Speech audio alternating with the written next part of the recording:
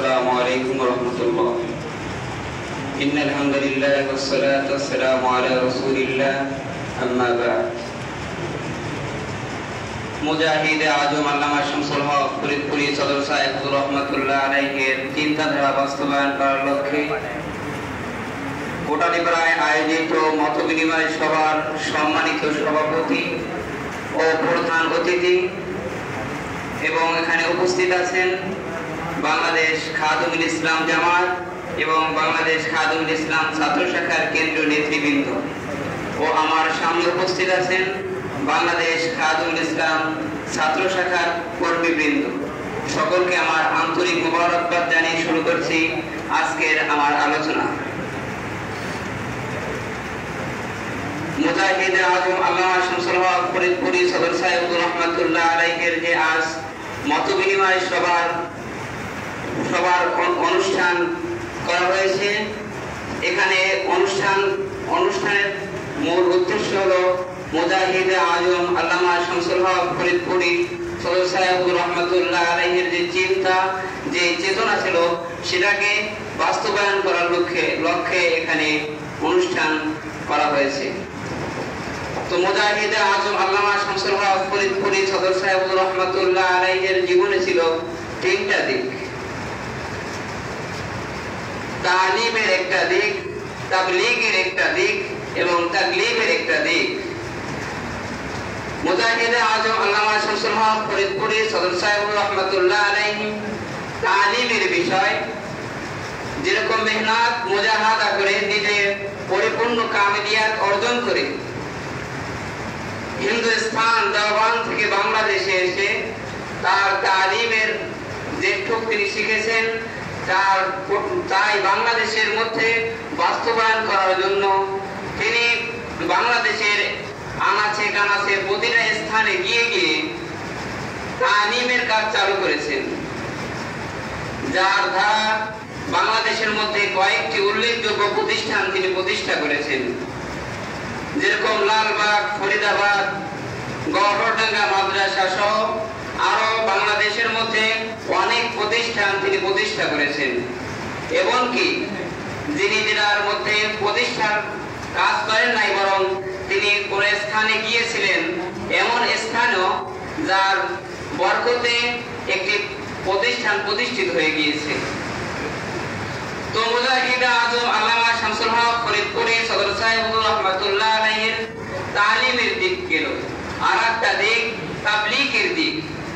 মানুষের কাছে তাবলীগ অর্থাৎ দ্বীনের দাওয়াত পৌঁছায় দেওয়ার জন্য কয়েকটি ধাপে মেহনত করেছেন। যেরকম ভাবে মানুষ মূর্খ, যাদের মাঝে কিতাবের মাধ্যমে দ্বীনের দাওয়াত পৌঁছানো সম্ভব নয়, বাংলাদেশের মধ্যে যখন এই তাবলীগ জামাত, যেটা আমরা চিনি, যার কাজ বাংলাদেশে শুরু হয় নাই, তখন মুজাহিদে আজম আল্লামা শামসুল হক ফরিদপুরি সদর সাহেব রহমাতুল্লাহ আলাইহি বাংলাদেশের মধ্যে সর্বপ্রথমই এই তাবলীগ জামাতের কাজ শুরু করেন। এবং যারা বুঝবান আছেন, যাদের মধ্যে এই দ্বীনের কাজ ছড়াই দেওয়ার জন্য এবং যাদের সারা জীবন তার এই দ্বীনের কাজ পৃথিবীর মধ্যে অটল থাকে, তার জন্য তিনি শতাধিক কিতাব রচনা করেছেন। মুজাহিদে আজম তাবলীগ দ্বীনের বিষয় এরকমের কয়েক ধাপে তিনি মেহনত করেছেন।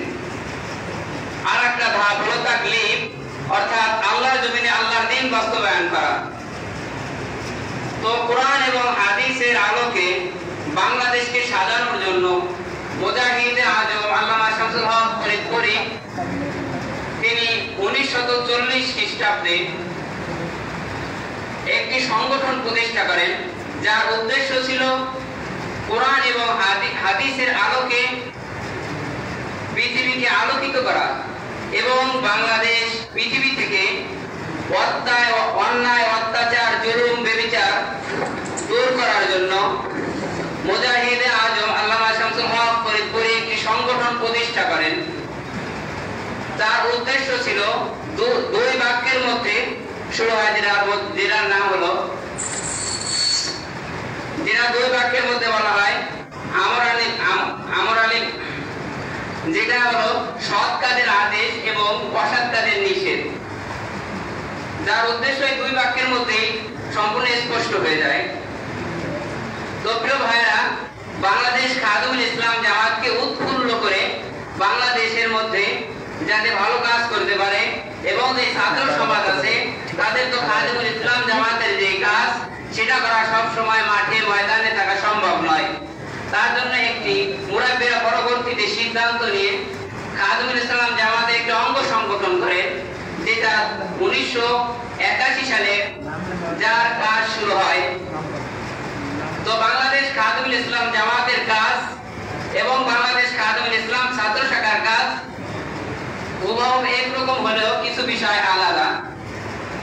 মুজাহিদে আজম বাংলাদেশ খাদিমুল ইসলাম জামাত এবং বাংলাদেশ খাদিমুল ইসলাম ছাত্র শাখাকে তিনি কোন রাজনীতির জন্য প্রতিষ্ঠা করেন নাই, বরং খাদিমুল ইসলাম জামাতকে প্রতিষ্ঠা করেছেন এর জন্য যাতে আমাদের বাংলাদেশের বুকে বুক থেকে যেন কোনো অন্যায় অত্যাচার দূর হয়ে যায় এবং খাদিমুল ইসলাম জামাত এবং ছাত্র শাখার প্রতিটা কর্মী এবং প্রতিটা সদস্যের জন্য এতটুকু লক্ষ্য রাখা জরুরি, যা আমাদের সমাজের মধ্যে এরকম মানুষ আছে যারা অভাবের জ্বালায় চুলায় আগুনও জ্বালাইতে পারে না, এমন মানুষ আছে যারা চিকিৎসা অর্থের অভাবে চিকিৎসা করতে পারে না, এমন মানুষের পাশে খাদিমুল ইসলাম জামাত এবং ছাত্র শাখা প্রতিটি মানুষ তাদের পাশে দাঁড়ানো একান্ত কর্তব্য।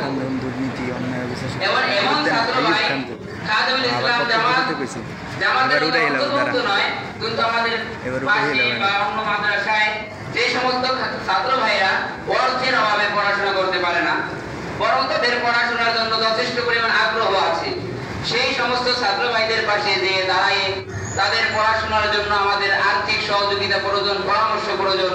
তাই খাদিমুল ইসলাম ছাত্র শাখার কর্মীরা তাদের পাশে গিয়ে দাঁড়াবে এবং তাদের পড়াশোনার যাতে ভালো হয় এর জন্য তাদের পড়ালেখার মান প্রতিটা মাদ্রাসায় দিয়ে দেখবে এবং আমাদের কেন্দ্র যারা আছেন তারা প্রতিটা মাদ্রাসায় গিয়ে দেখবেন যে মাদ্রাসার ছাত্র কতটুকু পড়ালেখার প্রতি আগ্রহ এবং প্রতিটা ছাত্রকে পড়ালেখার জন্য উদ্বুদ্ধ করবে। আর আমাদের খাদিমুল ইসলাম জামাত এবং খাদিমুল ইসলাম ছাত্র শাখার প্রতিটা কর্মী প্রতিটা মাদ্রাসায় গিয়ে প্রতিটা ছাত্র ভাইদেরকে তাদের কি সমস্যা ছাত্রদের হাতের লেখা, বক্তৃতা, মানুষের সামনে দাঁড়িয়ে কথা বলা, এইসব বিষয় লক্ষ্য রাখবে। আর একটা বিষয় খাদিমুল ইসলাম ছাত্র শাখার খুব গুরুত্বপূর্ণ একটা বিষয়, যেটা হলো একটি সমাজ প্রতিষ্ঠার জন্য একটি ব্যক্তি প্রতিষ্ঠা সর্বপ্রথম প্রয়োজন। আর এই বাংলাদেশ খাদিমুল ইসলাম ছাত্র শাখা থেকে সমাজ প্রতিষ্ঠা করার জন্য একটি সমাজের জন্য একটি ব্যক্তি প্রতিষ্ঠা করে দিবে। তো প্রিয় ভাইরা, বাংলাদেশ খাদিমুল ইসলাম ছাত্র শাখার কিছু বিষয় আমি আলোচনা করেছি, আরো অনেক বিষয় রয়েছে তা মুরাব্বিরা আমাদের সামনে বলবেন এবং আমাদের বড় ভাই ছাত্র ভাইরা যারা আছে বলবেন, এবং আমার পক্ষ থেকে আমি সকল ছাত্র ভাইদেরকে আমার উপকারিতা আমি যত খাদিমুল ইসলাম ছাত্র শাখার থেকে উপকৃত পেয়েছি সেই দৃষ্টিতে আমি আপনাদেরকে সকলকে বাংলাদেশ খাদিমুল ইসলাম ছাত্র শাখা আহ্বান জানাচ্ছি। আসসালামু আলাইকুম ওয়া রাহমাতুল্লাহ।